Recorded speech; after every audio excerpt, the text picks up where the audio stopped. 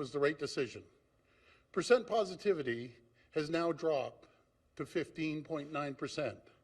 New admissions to hospitals are starting to slow, and patients are spending far less time in the hospital when admitted. And our health system workforce is stabilizing, with more people coming back to work than calling in sick. As I said at the time, while necessary, the additional measures were always intended to be time limited. They were one more tool to blunt the spread of Omicron and protect our hospitals. The evidence tells us that these measures are working and that we can expect recent trends to continue as Omicron cases peak this month. And while we can be confident in how far we've come, I want to be crystal clear, we're not out of the woods yet. The coming weeks will continue to pose real challenges, especially to our hospitals. But these are challenges our hospital system can manage. We can be confident in our ability to care for people, to provide hospital beds to those who need them, and we can be confident that the worst is behind us as we look to cautiously ease public health measures. As we do, Ontario will repeat the success of the past reopenings. We're taking a phased approach with 21 days between each step to make sure we haven't moved too fast. Starting January 31st, businesses in Ontario will return to 50% capacity. For the first step, arenas, concert venues, and theatres will be capped at 500 people. Social gatherings will increase to 10 people indoors and 25 people outdoors.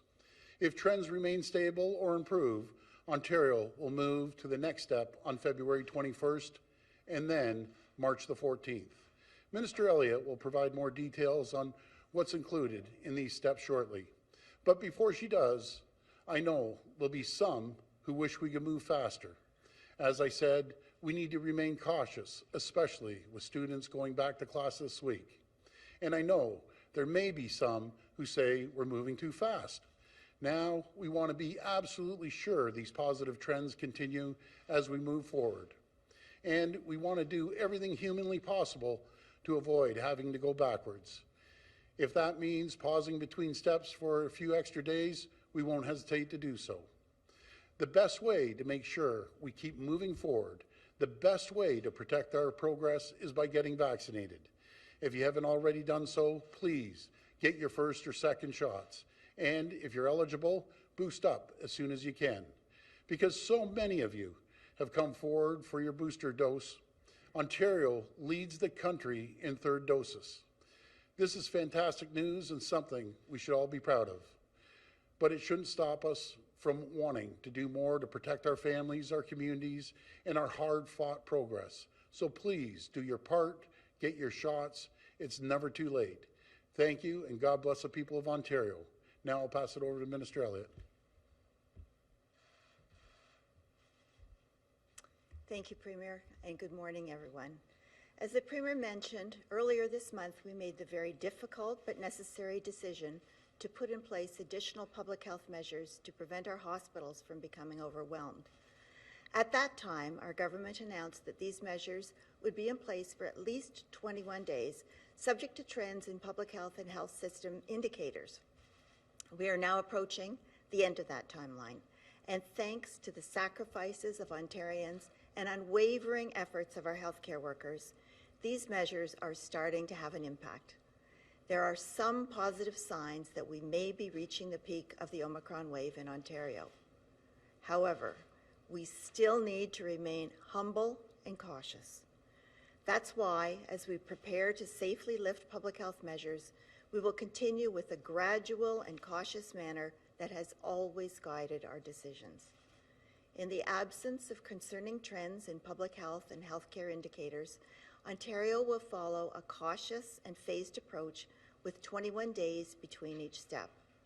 Starting with January 31st, 2022, Ontario will begin the process of gradually easing restrictions in effect under the modified Step 2 of the Roadmap to Reopen. This includes increasing social gathering limits to 10 people indoors for social gatherings and 25 people outdoors. Capacity limits will be increased or maintained at 50% for a number of indoor public settings where proof of vaccination is required, such as restaurants, retail, gyms, and religious services. Spectator areas at sporting events, concert venues, and theaters will be permitted to operate at 50% of the usual seating capacity or 500 people, whichever is less. Proof of vaccination requirements would continue to apply in existing settings. Should trends remain stable or improve, Ontario will move to the next step on February 21st. At this time, we will increase social gathering limits to 25 people indoors and 100 people outdoors, and remove capacity limits in indoor public settings where proof of vaccination is required. Spectator capacity at sporting events, concert venues, and theaters will be permitted at 50% capacity. And capacity limits in indoor public settings where proof of vaccination is not required will be limited to the number of people that can maintain 2 meters of physical distance. By March 14th, we intend to lift capacity limits in all indoor public settings and religious services and ceremonies, and increasing social gathering limits to 50 people indoors with no limits outdoors. Proof of vaccination requirements will be maintained. Final recommendations on moving to each step will continue to be based on the recommendations of the Chief Medical Officer of Health, and we are committed to remaining cautious and responsive as we continue to respond to the Omicron variant. As we start to see some hopeful signs and begin to ease measures, I want to remind Ontarians how grateful we are for their sacrifices to keep one another safe. And to our healthcare workers, pharmacists, and other essential workers, it has been a long and difficult road through this pandemic, and it cannot be emphasized enough how indebted we are to you. As I mentioned yesterday, there's no question we will continue to face challenges in the weeks ahead. However, if we remain steadfast in our gradual and cautious approach, as more Ontarians continue to receive their vaccine and we begin to roll out antiviral treatments, and as we continue to use the full resources of our healthcare system, I am confident that we can manage the challenges before us. Thank you. Before we take questions from the phone, we'll move to the floor first. Hi, Premier. Matthew Bingley, Global News. Last October, you presented a plan that had a very ambitious opening plan that saw, at the end of March, the loosening of restrictions to the point where you were saying that masking would no longer be necessary and vaccine passports would no longer be necessary. Under this plan, it appears that March 14th, vax passports are still necessary at that point, and I didn't see a mention on masking. My question to both you and Dr. Moore is, do you think that you were overly ambitious with that original plan, and do you see a point where in cold weather, where we see cases rise, such as next fall, that these steps would probably be necessary, the vax passport and masking, to continue? Well, first of all, back in October, we didn't see the spread of Omicron, and we saw the spread taking off at the beginning of January. That changed the game, and I'm 100% confident that that was the right decision when they gave us the data. And you know, there was 3 things that we had to focus on. First of all, we saw the spread. The positivity rate was 40%. Those are staggering numbers. 4 out of 10 people were getting Omicron. Now we see it drop down to 15.9%, so that's positive. We saw the cases of the hospitalizations, they were doubling every single week. Now we're seeing that ease. And another big factor was the absenteeism of our healthcare workers, but not just our healthcare workers, other businesses right across the province. So we're seeing a positive trend. We're still very cautious, and I always say we aren't out of the woods yet, but we're taking a cautious approach to move forward. And I'm confident that we're going to move forward cautiously and get things back to normal as quickly as possible. Dr. Moore, do you have anything to add? No, I think the Premier's response was absolutely right on. In October, we had no understanding that Omicron would be declared a new variant of concern November 26th. We had a good plan in place for Delta, and thanks to all Ontarians, they were getting immunized, they were following all the basic public health measures to ensure safety in our community. So we've responded to a new variant quite appropriately. Sadly, we've had to put public health measures in play at present to best protect Ontarians and the healthcare system. And again, thanks to all Ontarians for the sacrifices they've made. It's made a difference. Our health system has been able to provide the right care at the right time for any patient with COVID-19. Certainly, we're at capacity in the healthcare system. We've made sacrifices for elective surgeries to be able to provide that capacity, but all Ontarians are receiving the care that's required at present, and thank them once again for their sacrifices. And we have to be adaptive to any new variant, and Ontarians have done that for Omicron. We do see light at the end of this phase of the pandemic, as the Premier has outlined, and we do see hope that the sacrifices have been worth it by the businesses affected. And like any public health measure, they have to have a time-limited place. And now that we've anticipated the health system being able to provide the right care at the right time for all patients in Ontario, we're absolutely prepared to remove the measures in a cautious and gradual, staged and phased approach. Premier, the CFIB says that 1 in 5 businesses is on the verge of financial ruin and collapse. I know that you've already pointed to some of the supports that have already been presented, but they are saying that even with restrictions lifted, consumer confidence isn't there and they will suffer going forward. What more does your government need to do to add financial support to make sure that they don't collapse? Well, first of all, my heart breaks for the businesses. I'm a business-minded person, own a business, I get it. I understand how tough it is to meet payrolls and meet the sales coming in and meeting all the challenges, but we've stepped up to tunes of billions and billions of dollars. We just put out a $10,000 grant. We're also making sure that they were taking care of their electricity costs and other areas of support from the federal government as well. Folks, you know, when we get back out there, I encourage you to go in and support your local business. Go out to the restaurant, even at the 50%. Please take a night out at least once a week and go to your local restaurant and support them, either takeout or you're able to. So again, we're looking forward to seeing everything that holds. And I'm told there's over 850,000 document attachments to these schools. As the archivists and researchers were going through documents, sometimes you would get a letter that is often handwritten that you couldn't read. So we'll have a digital format that is easily accessible for the. Okay, thank you so much. We'll go to Fraser Needham with APTN and then Olivia Stefanovich with CBC. Okay, thank you. So that it will release all documents, absolutely that it can, in terms of if they're able to respect that privacy and do so?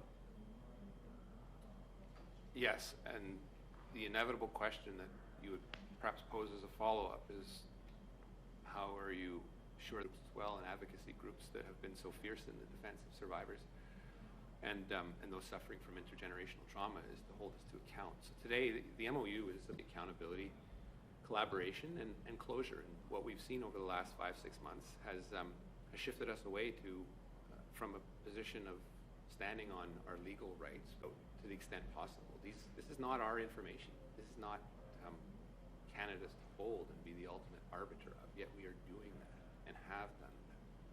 And that's not fair, it's not right, and what it does is it continues to open up a number of wounds that people thought were closed, and it isn't fair. So this is a step. It isn't the ultimate one, and do you anticipate serious legal action from the Catholic Church and some lengthy court battles coming up here as your government goes down this road? I obviously never exclude it, but I think that's that's a risk that Canada needs to take and not ask survivors to bear. One number that we're monitoring. It is a series of data points. As the Premier announced, the percentage of tests that are positive is on the decline at 15%, so that is one indicator we're following very closely. As well, the ability to care for Ontarians in the intensive care unit setting, as well as in the hospital. Thank you to all the healthcare workers that continue to provide care. We're at 100% capacity for the medical and surgical beds, but we are providing care for COVID patients in the right place at the right time.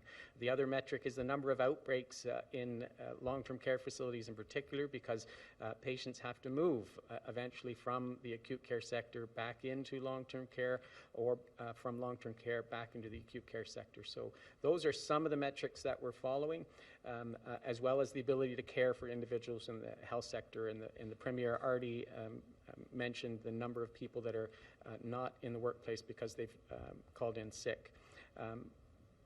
We're seeing improvement in those metrics, and they're plateauing in terms of the hospital use. We anticipate by the 31st that there will be ongoing improvements, but February will be difficult as well.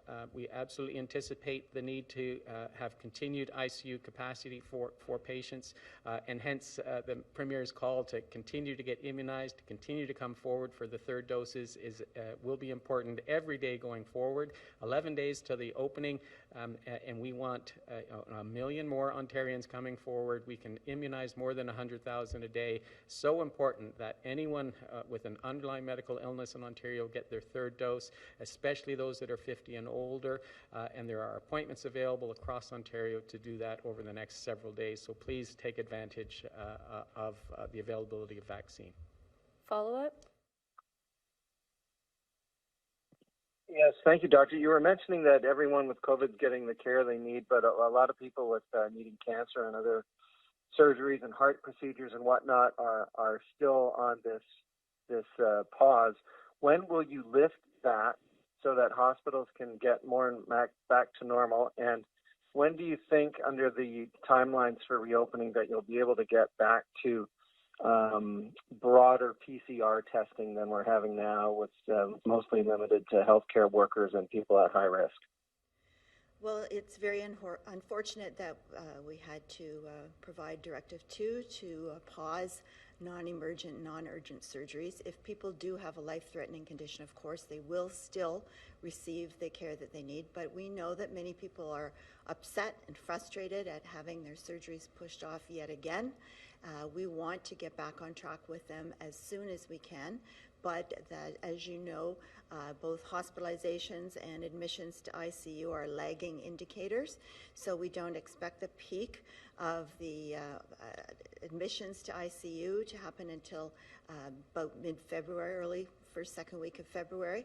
So as soon as we can see that the numbers are going down, both in terms of admissions to hospital and in terms of intensive care admissions, then we'll be able to get back on track with those surgeries and procedures, because, as I said, this is a very difficult decision to make, but one that we had to do to preserve our hospital capacity in terms of beds, but also in terms of health human resources. But I will ask Dr. Moore to perhaps comment further on that.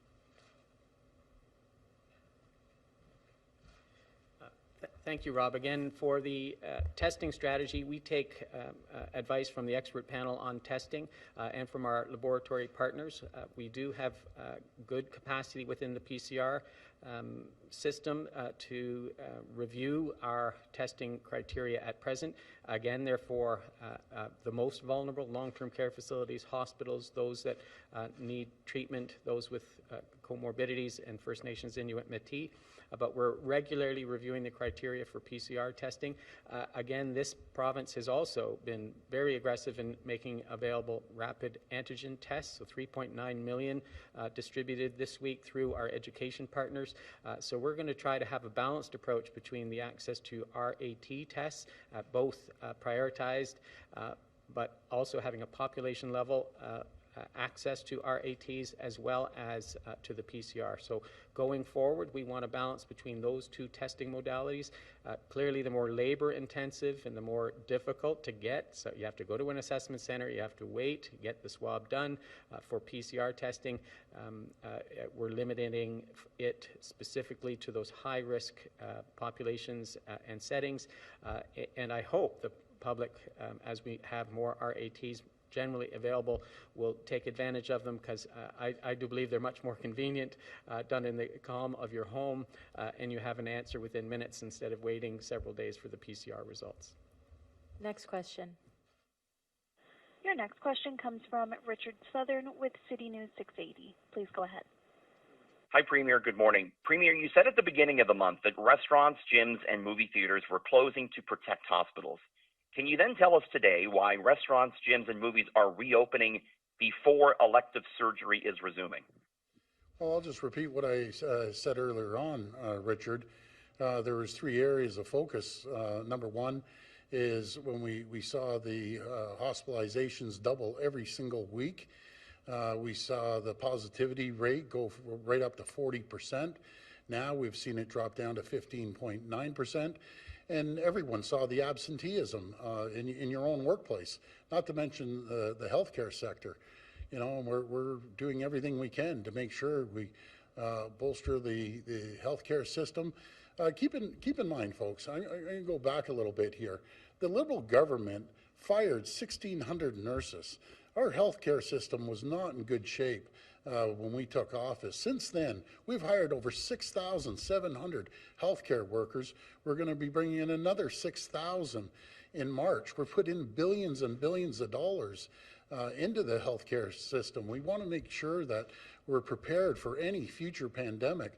We've put in tens of billions of dollars into infrastructure and building new hospitals right across this province, and we're going to continue to invest in our healthcare. But we can't do it alone. No province can do it alone. Since I've been elected, we've been on the federal government for the CHT, the Canadian Health Transfers. We are paying, as Ontarians, 78% of the cost. The federal government, and it's not just this federal government, it's prior federal governments, I don't care if it's Conservative or Liberal, they're pitching in 22%. That's unacceptable. Every single Premier is in line with making sure that the federal government pays their fair share of health care. And it's not one-time funding that we're looking for. We need continuous funding, nonstop, until we can hire more health care workers, until we can take care of our nurses, until we can continue bringing in new technology and building new hospitals. But I can tell you every single Premier is in line on this. We're going to have a meeting today with all the premiers. We need the federal government to step up. It's very simple. We will not be able to move forward, not only as a province, as a country, with the federal government pitching in 22% and putting the vast majority of the burden on the backs of the provinces. Follow up? Okay, follow up for Dr. Moore. Dr. Moore, there's a letter posted online appearing to be from you addressed to the Niagara Region Chief Medical Officer of Health, in which you, quote, express concern with measures he's taking with schools in that region, including weekly CO2 monitoring in classrooms, the dismissal of cohorts if there's a positive case, and the use of medical exemption notes for masks. Is that letter accurate, sir? Cannot local medical officers of health make their own decisions? And Dr. Moore, what's so wrong with these measures? So we meet with our medical officers of health on a regular basis. We have consultation to them from this office to local public health, and I thank all the local public health officials for all their work they're doing to protect the health of their communities, both through vaccination and case and contact management and outbreak management. What I'm trying to have across Ontario is a consistent and persistent approach so that parents, school boards, families can expect the same level of protection and care. And so I did have a conversation with Niagara to understand a different approach. That medical officer of health informed me of why they're making them, and that dialogue continues. And I have the similar dialogue with health units across this province through my regional associate chief medical officers of health. So I think all Ontarians should be assured that we're in regular partnership with our local public health agencies, that we communicate, we collaborate with them, and we try to ensure consistent and persistent approaches across Ontario. Next question. Your next question comes from Kelly Botello with CHCH News. Please go ahead. Hello, this question is also for Dr. Moore on the same topic of that letter that you sent Dr. Hirji. What are your biggest concerns with those measures that the Niagara Health Unit is implementing, and how Dr. Hirji is managing the return to school? So the consultation that we had with his office was basically about the public health measures that are in place and the return to school. We want consistent and persistent messaging across Ontario. We have reviewed the science table's recommendations, the importance of the mental, physical, social, and educational needs of our students, and the desire to keep them in the classroom as much as possible. And some of the recommendations that he had put in play could have increased the amount of absenteeism of students. So it seemed to go contrary to the recommendations of the science table and our pediatric experts and our education experts. So I just sought clarity from the medical officer of health. I also sought clarity on some of the recommendations and policies that they put in place in a workplace, given that schools are a workplace for teachers and jurisdictionally, public health physicians typically don't get involved in workplaces. That's more Ministry of Labor. So the purpose of the communication was to seek clarity, to seek ongoing consultation, and to be supportive of our local medical officers of health, which we try to coordinate regular meetings, and this issue had not been brought up with us in the past. Follow-up? Thank you. And do you think, or would you encourage people to dine in at restaurants or work out at gyms when the restrictions do loosen? So there are safety measures that are in place in all of the restaurants and all of these facilities, including masking, distancing, hand hygiene, and point of visit verification of immunization status. So all of the measures that we've put in place will remain. We do believe a safe and cautious opening at 50% capacity will build confidence in Ontarians and decrease the risk. We think it's proportionate to the risk at present. And as the Premier has said, we need to have a balanced approach that recognizes the importance of someone being able to keep their businesses open, to generate a living, to have a place of employment against the risk of this virus. And I do think it's proportionate and balanced to have them open on the 31st with the measures that we put in place across all these workplaces, which ensure the best safety that we can given the infectiousness of this virus. Next question. Your next question comes from Allison Jones with the Canadian Press. Please go ahead. Hi, Premier. With businesses that require proof of vaccination set to reopen soon, are you looking at all at updating the requirements for the vaccine certificate to 3 doses from 2? Not right at this point. Follow-up?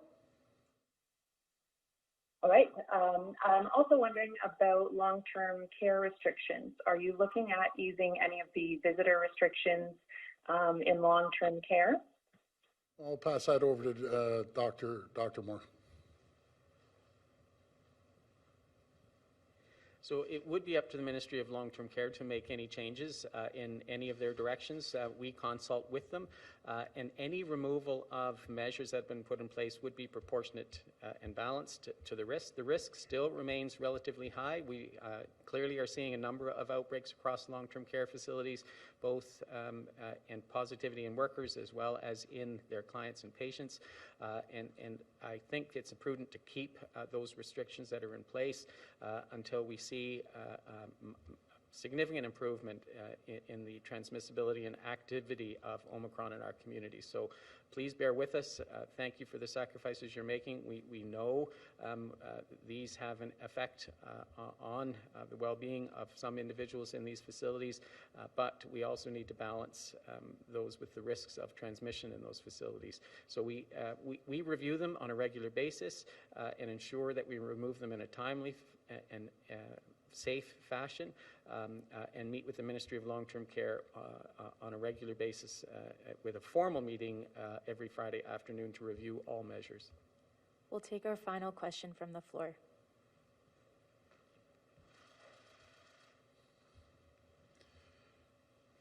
Mr. Premier, this is a question I've asked whenever there's a trauma. This is a question I've asked a lot of premiers. right now there's an incident happening in Brampton and Mississauga that is very tragic. First of all, your thoughts, and then how can you reach out to the community that's traumatized right now? Yeah, they just briefed me literally before I walked in the door. My heart just breaks, you know, for the family and the whole community. What a tragedy it is, and we'll be there. I'll speak to the mayor, Patrick Brown, today. Reach out to see if there's anything we can do. But what a loss! It's terrible, absolute terrible. Thanks, everyone. Okay, thank you.